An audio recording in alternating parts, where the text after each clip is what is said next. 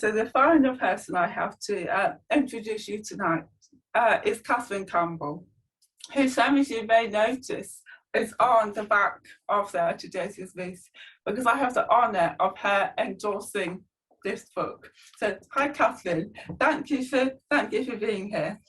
Now the reason I chose the reading I just did to introduce Katherine is because Katherine is somebody who encourages me to live in the presence of God. Every time I see her or meet her or have anything to do with her, she encourages me in the ups and downs of my life to live in the presence and in the joy of God. Katherine has written 7 books now. I think that's like 7 books. And on Mother's Day last month, I was having a family Zoom with my family, and my niece held up a book that she'd given to her mummy for Christmas. Sorry, not for Christmas, for Mother's Day. And it was by Katherine. And I said, oh, I know the person who wrote that book. And put it this way, I think that took me a few notches up in my niece's estimation, because I know Katherine Campbell. So my niece was very impressed. But anyway, Katherine has written these 7 books, but the one I want to show you is Journey with Me. Journey with Me. Now this book has one of my most special memories attached to it, because this book won an award at a conference in 2019. It won Book of the Year. And I can remember when it came up on the screen that this had won, I was so thrilled. I was really happy it had won. And at the end of the awards night, I wanted to give Katherine a hug. And thankfully, I have quite bony elbows, because I was quite far back in the crowded auditorium, but then Katherine was at the front, so I elbowed my way down to the front and gave Katherine a well done hug. So something else I can tell you about Katherine is that she gives good hugs.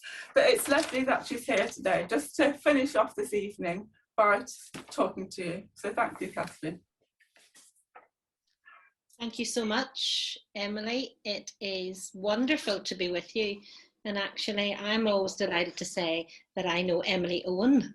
She's one of the very few authors I know who actually has a series of books, and us who are authors or writers at all, we're absolutely amazed when a publisher gives you a series. So well done, Emily. It's wonderful to be here. I've never been on an online launch before. I'm very glad to say that book number 8 was held back mostly because of myself, and I didn't have to do an online launch, but I have really enjoyed this evening. It has been amazing to meet the various people who've spoken, to see some pictures coming back and forward, and to hear Marilyn sing those very moving songs. It's really great. I met Emily actually at a conference a few years before the one that she was speaking about for the first time. I was at the CRT conference. It's a retreat held once a year for publishers, booksellers, and for authors to get together for spiritual teaching and encouragement, as well as to network within the publishing industry. And I can remember very well the looking up on the platform, and this lovely young woman got up to share. Unfortunately, from what I remember, Emily, you only got half of that session, I think was the case, and it was really lovely to hear her share some of her story, because at that point I didn't know her. And with time, we have had those hugs. We have a time, very little, unfortunately, at the conferences to sit together. But any time I've been with her, there has been just something so amazing about the warmth, not only of her personality, but of her positivity. And how, as someone else said, she just oozes the presence of Jesus. So to me, it's a real privilege to have got to know Emily. We write emails now and again to each other, and sometimes those emails have been not on her part, but maybe on my part, a little bit of a moan fest. And I always come off just feeling that in many ways I've met with the Lord through some of the messages that she has has put to me in writing in those emails. So it really is great to be here. I discovered the person of Emily, and then I discovered her writings, and nobody has mentioned Power of Seven or God's Calling Cards, which I really enjoyed as well. And then I feel that she's not just a capable writer, an unusual style, as has been brought up as well, but one thing I love about an author is, while you don't always want what you're saying to be about the author, because that's not what it should be, especially when you're doing devotional work, but yet she still has the ability to leave a piece of herself in what she writes, because a good devotional will not only show us God's heart, and it'll show us and point out the things that we need to see about our own heart. But somewhere in the mix, we see the person who has written it and what their journey has been with God. And when Emily got in touch to ask me to do an endorsement for 30 Days with Ruth, I was very, very touched that she thought of me and that she asked me to do this. At that time, I'd been going through a pretty tough year, and there had been a number of family issues. And when she said that it was 30 days about Ruth, I don't even know if she knows this, so maybe I'm telling her some things. But the first thing I thought of was, what more is there to say about Ruth? When you've been involved speaking in as many places as I have, especially in ministry to women, Ruth has been almost worn down as much as Mary and Martha, if you'll excuse the expression. And I absolutely love the story, but I thought, another book about Ruth. And yet, because it was Emily, I knew that it wouldn't be just another book about Ruth. And so I really felt I couldn't miss it. And so I was very glad to read the book. And for those of you who are present this evening, and we, as Emily mentioned, we were all only seeing a few people of the number who are here. And it's my guess that many of you haven't actually read the book. And it's just an amazing book because, as Trevor mentioned, it's a book that's about more than Ruth. You see, Emily has this amazing gift of picking up a theme within a text or a Bible passage, and it's like picking up a baton. She runs with it and she takes it on, and she takes it on to another position, and she passes it on. And as Trevor mentioned, we get beyond that text. And I just wanted to mention one that I particularly liked was day 3. And day 3, the theme was support is important. And how much have we seen this over the past year, during this very unusual year, and a year that has brought a lot of difficulty in people's life. Support is important, and especially so in the tough times. And in day 3, we read about how Ruth and Orpah, they had been recently widowed, but as Emily pointed out, they had Naomi. Support is important, and their support in this terrible time of grief was in the person of Naomi. And then Emily moves and she shifts from the story, and all of a sudden there you are up on the mount above the battle with the Amalekites, and we are with Moses, and Moses has been told by the Lord that if he keeps his hands up in prayer and supplication for the nation, then the battle will go to the Israelites. And he's getting tired, and you know the story very well, I'm sure.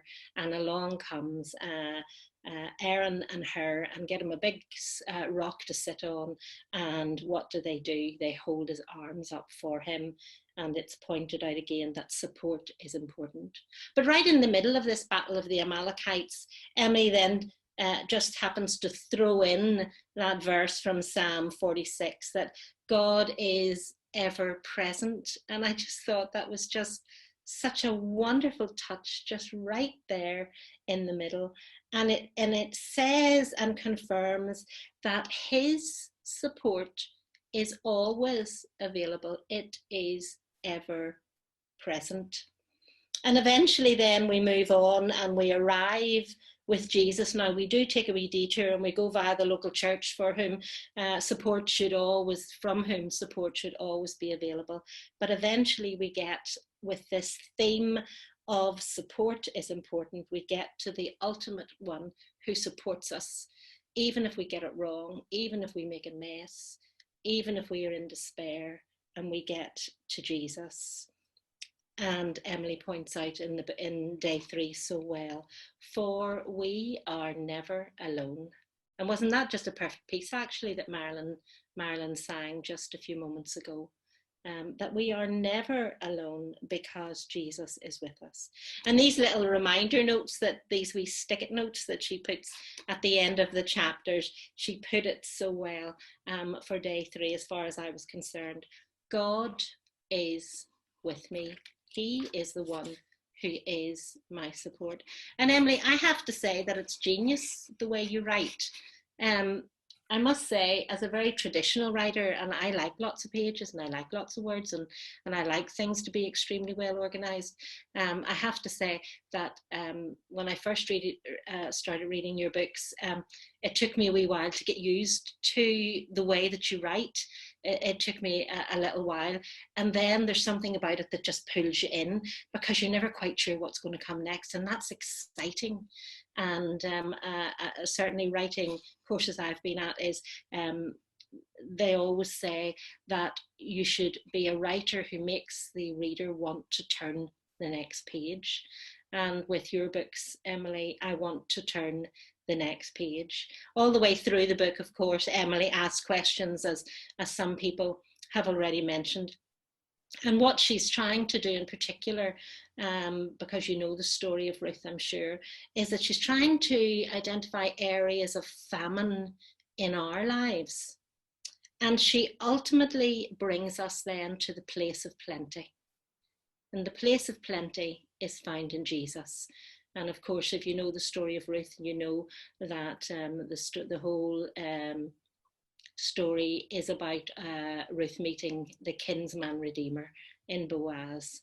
And Emily wants to bring us to the Redeemer through her writings. I have to, and I'll only take a moment, I know our time is flying past.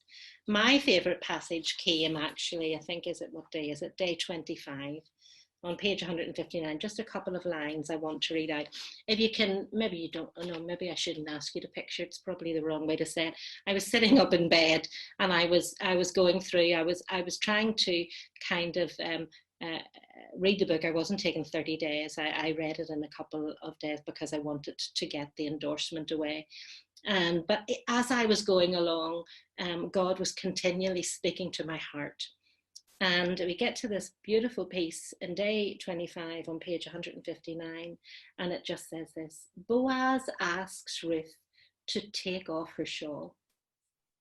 She doesn't know why, but she takes it off, and he fills it with grain. He makes the empty shawl full. Take off your shawl, and I will fill it with something good. You know, I read that night, and I can honestly say I could hear God say to me, Katherine, take off your shawl. I didn't realise, because we can, as believers, we can all be in that place where we're so busy and life is so full and we think everything is full and we think that we're in plenty, when the shawl that we're wrapping around us is actually quite empty. And I didn't realise I was empty until I read those words, until I heard God say, take off your shawl, Katherine, and I will fill it with something good. Yes, Emily, I want to honour you tonight. I want to say I think you're an amazing writer. You're a wonderful young woman. And the presence of God just oozes from you. But I want to say thank you for touching my heart. Thank you for bringing me to a place where I recognise the emptiness that sometimes can be in my own heart. And I recognise that there's only one person who can fill that, and that's Jesus. And so I would say, come on, not only get 30 days with Ruth, but buy it for as many people as you possibly can, because God has a work to do And I'm so glad that he does it very often through books. So thank you, Emily. Thank you for the book. Thank you that it leads us to think beyond the obvious, and every page is filled with grace. And as your final sticker on the book says, and I just absolutely loved it, it says, I'm safe with God. God bless you, and may he use this book not only to bless the lives of others, but to bring glory to himself. Thanks, Emily, for having me here. Thank you, Katherine. Thank you so much.